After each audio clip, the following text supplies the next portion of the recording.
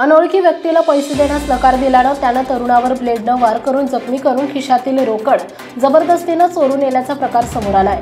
याबाबत वनिता नाईक यांनी वनगार्डन पोलीस ठाण्यात फिर्याद दिली आहे। हा सर्व प्रकार पुणे स्टेशन येथील तुकाराम शिंदे वाहनतळ येथे घडला आहे। याबाबत पोलिसांनी दिलेल्या माहितीनुसार फिर्यादी हे पुणे रेल्वे स्टेशन समोरील तुकाराम शिंदे वाहनतळाजवळ उभे होते।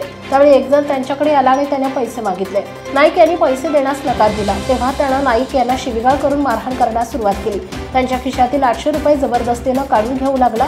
त्याला नाईक यांनी विरोध केला, तेव्हा त्यानं खिशातून ब्लेड काढून नाईक यांच्या तोंडावर मारून त्यांना जखमी करून 800 रुपये घेऊन तो पळून गेला। सहाय्यक पोलीस निरीक्षक नंदकुमार कदम तपास करतायत। आपल्या परिसरातील ताज्या आणि महत्त्वाच्या बातम्या पाहण्यासाठी आजच महाराष्ट्र एक्सप्रेस न्यूज चॅनलला YouTube वर सबस्क्राइब करा आणि बेल आयकॉन प्रेस करा।